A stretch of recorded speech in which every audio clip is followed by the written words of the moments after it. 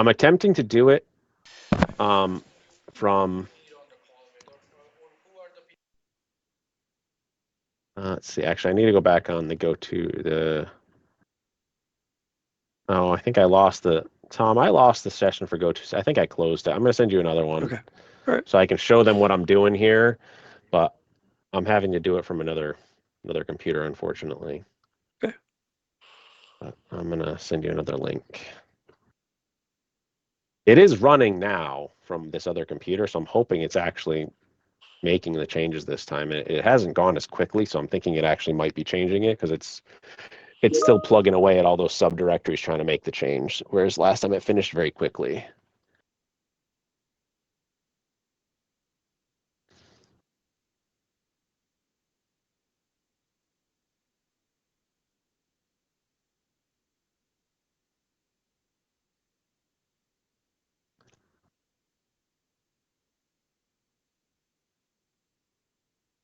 It's all All yours. right.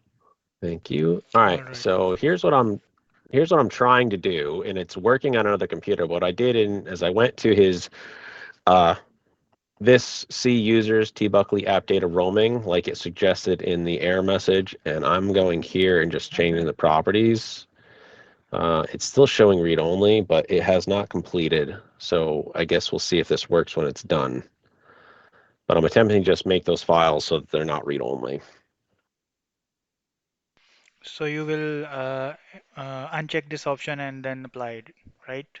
I did, and I applied it. It's still working. So even though it doesn't show it here yet, I'm hoping when the task I'm running on this other laptop is complete, it will hopefully reflect that read only is unchecked, and hopefully will let him sign into these applications again. Because as of right now, they If still don't work.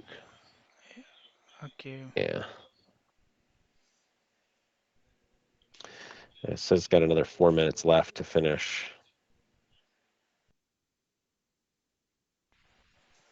so we basically just need to be uncheck this option to fix this issue, right? I believe so. Okay. We'll know when it's done, but the only thing is, like I said, I presently don't think there's any way for you to do it because you're going to be signing into a device that is on site and he is not.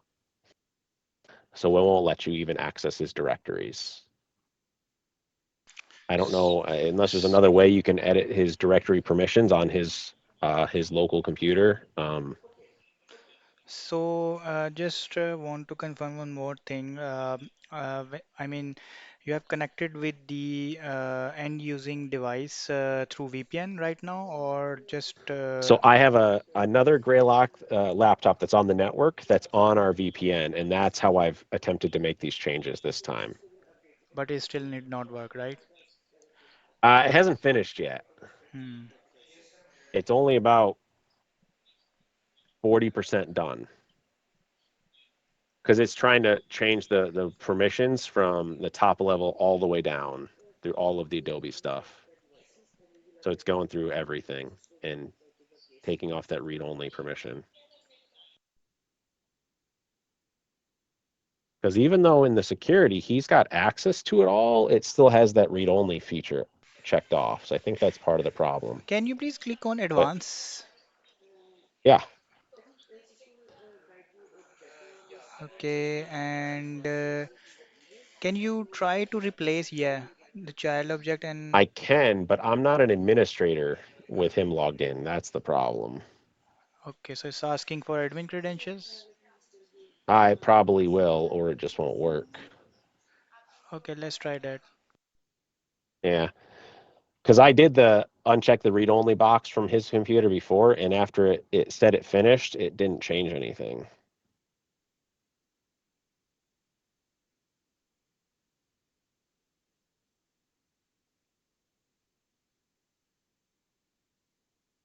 I think it's done. Okay, okay, okay. I think Let's it's can. see. Let's try it again. Yeah, still.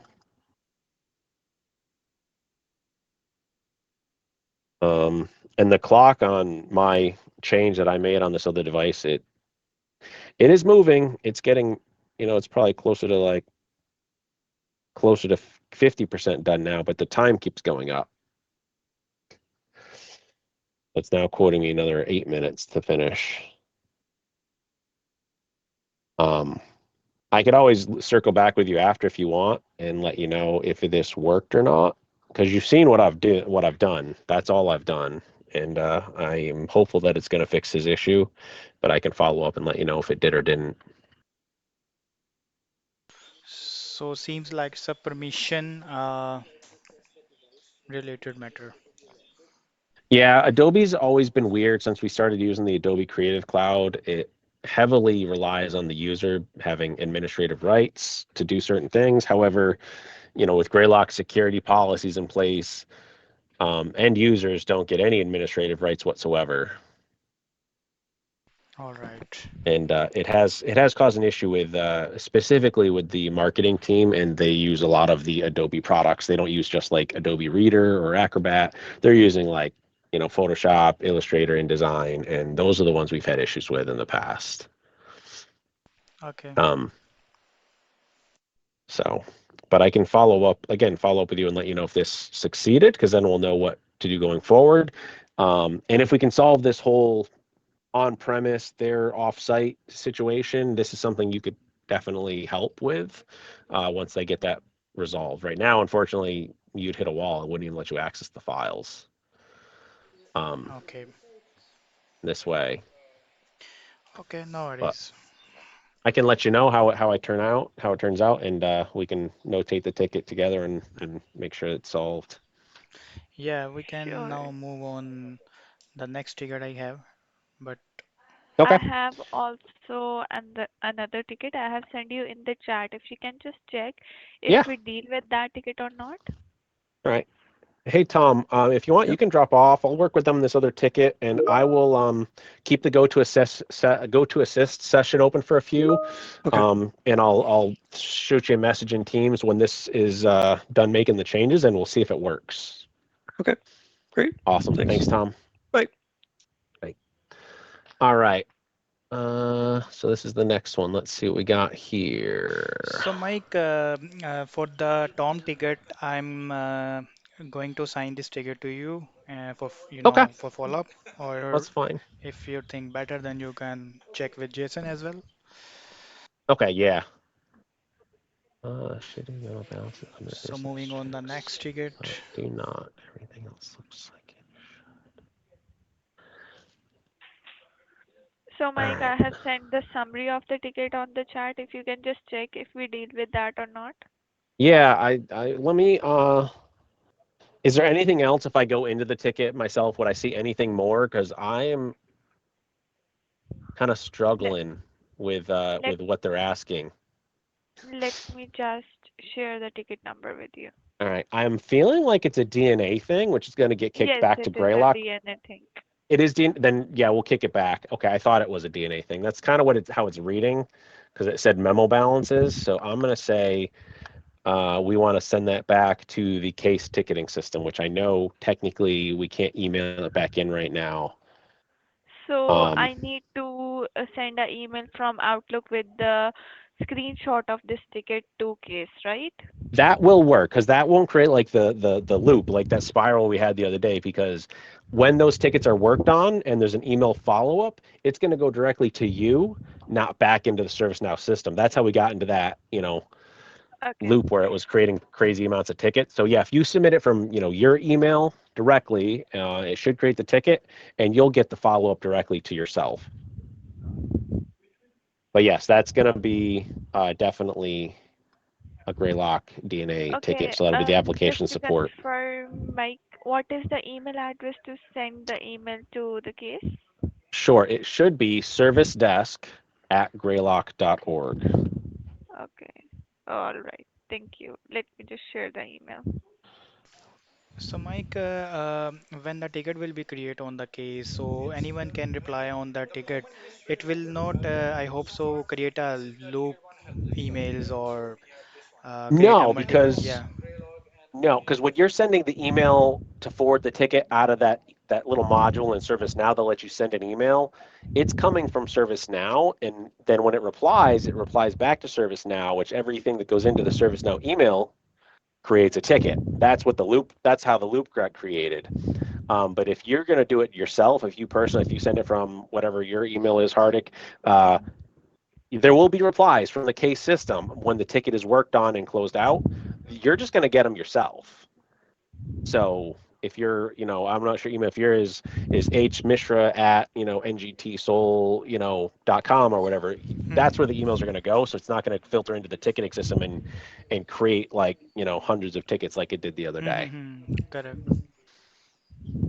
So that'll help, and then they still get what they need to solve the problem for the user. All right. All right. So what we will going to do the ticket with Ritu just shared. I think it sounded like she was going to create a ticket in the case portal for the user. No, Uh, in the service now, what we are going to do for the ticket. well, I mean, in my mind, right? But we had some not so much us. We knew what we were doing, but the users seemed to be a little, not sure what the status of their problem is, because right now you put it into case and they're going to get a ticket. Someone will work on it, but if you close that ticket now, they're not only going to get the creation ticket, they're going to get the closure ticket. And then the other day, last week, a few times it happened is we closed the ticket because we sent it on, but then they're calling us and be like, we're complaining to Amit and be like, hey, like, they didn't help me. They closed my ticket and they didn't contact me. They didn't help me at all. Um, so So Mike, this ticket, just want to clear the ticket that we just got by Stephen is related to us or involved to any other concern team? it's going to go to case. So it's going to be going back to the Greylock application support. The problem is if you close that ticket after creating the new ticket, Hmm. if they're not paying attention to that new ticket email, all they're going to see is that you closed them and didn't help them. All right. That's the conundrum we're in right now. That's the problem, is that people have said something, to Cal, to Amit, that we closed tickets and didn't service the user. So I don't know, maybe we should leave it. We can address it on the 1 o'clock call again and just say, hey, like, what's the protocol here? We made the case ticket. Someone is going to work on it, but do we leave them open or do we close them? Yeah, you Maybe we can. leave it open until Hmm. whoever forwarded the email to case, maybe we leave it open until you get that email reply back from case saying that this problem solved. Yeah, Maybe then you close your ticket. That way they know they've been helped, the ticket's been closed in case, and then we close out the ServiceNow ticket after that happens. That way they're not seeing that we just denied them service. correct. Yeah, you can, or we can discuss this in coming up next meeting.